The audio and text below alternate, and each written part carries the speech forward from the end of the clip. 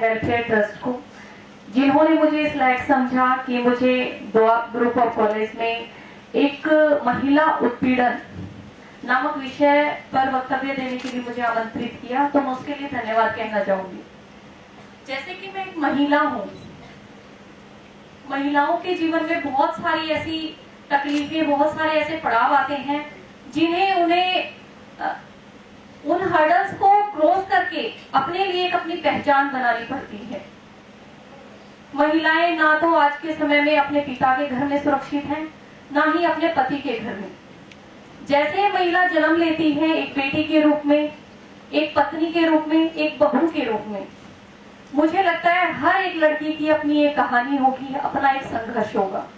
यहाँ से बहुत सारी महिलाएं ऐसी हैं, शायद उनकी MA BA के बाद शादी कर दी जाती है और उसके बाद उनका एक जीवन अलग ही एक संघर्ष शुरू हो जाता है उस समाज के प्रति, उस रूढ़िवादी सोच के प्रति जो उसे उसके अस्तित्व को बनाए रखने में, उसे जो उसकी एक सोच को, आजाद सोच को उस आसमान में उड़ने से रोकता है जहां वह अपने आप को साबित करना चाहती है उस कामयाबी के उस ऊंचे शिखर पर।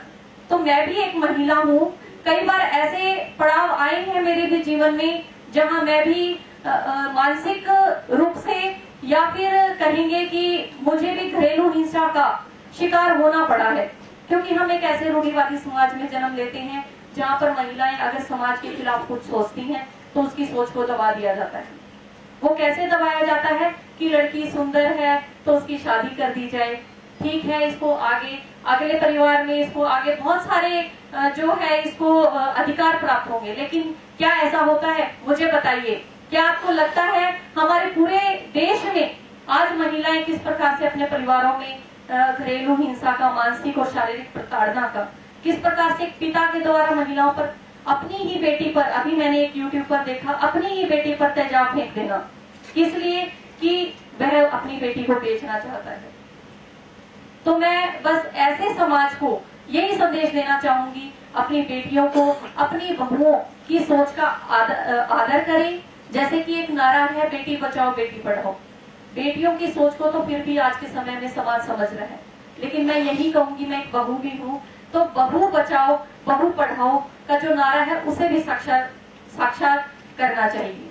तो मैं ऐसे समाज को सिर्फ यही कहना चाहूंगी, अपने बच्चों को, अपने बेटों को ऐसे संस्कार दें जो अपने घर की महिलाएं की इज्जत करते हैं, लेकिन क्यों वो भूल जाते हैं कि सामने वाली लड़की जिसको वो गेड़ियां लगा रही हैं या फिर मोटरसाइकिलों पर अपने परिवार का जो धन व्यर्थ कर रहे हैं वो गलत है। तो सामने वाला जो परिवार का जो सदस्य आपके सामने है उसे भी अपने परिवार का सदस्य समझकर उसकी इज्जत करें। और महिलाओं से मैं यही कहना चाहूंगी कि सहयोग के साथ रहें, एक साथ रहें। किसी भी संस्थान में देख लीजिए, शिक्षण संस्थान में, किसी NGO में, कहीं पर भी मैं जाती हूँ, मैं देखती हूँ कि महिला महिला की दुश्मन बनी हुई है। कोई क्यों किसी से ऊपर उठ रहा है, चाहे वो किसी ब्यूटी कॉन्टेस्ट में चले जाइए। बस मैं यही कहूंगी कि इसके लिए जिम्मेवार हैं हम सब, इस पूरे समाज की सोच, एक रूढ़िवादी सोच जो महिला को आगे बढ़ने से और महिला को एक क्षेत्र में अच्छा प्रदर्शन करने से रोकती है।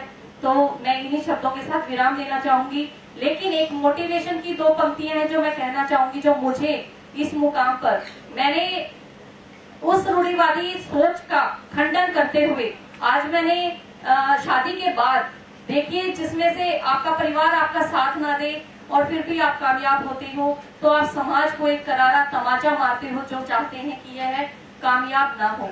मैंने MA, MPhil, B.Ed, ESTET, UGC, NET, MPhil, अभी PhD कर रही हूँ पंजाब यूनिवर्सिटी से। और हरियाणा से जैसे कि मैं हूँ, मैंने अभी HPSC के एग्जाम को फर्स्ट रैंक से क्वालिफाई किया है, जिसमें से कि जो परिवार है, एक ससुराल पक्ष है, वो नहीं चाहता कि एक लड़की को पढ़ा जाए, एक बहू को। तो मैं उसी समाज को मैं यही कहना चाहूंगी कि अपनी बेटियों का, अपनी बहुओं की सोच का आदर करें। और 2 पंक्तियां जो मैं कहना चाहूंगी, ये मत कहो खुदा से मेरी मुश्किलें बड़ी हैं, ये मुश्किलों से कह दो मेरा खुदा बड़ा है। आती है आंधियां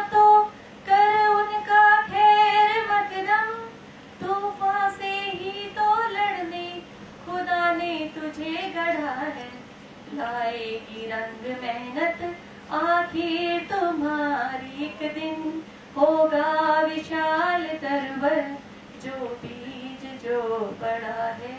धन्यवाद।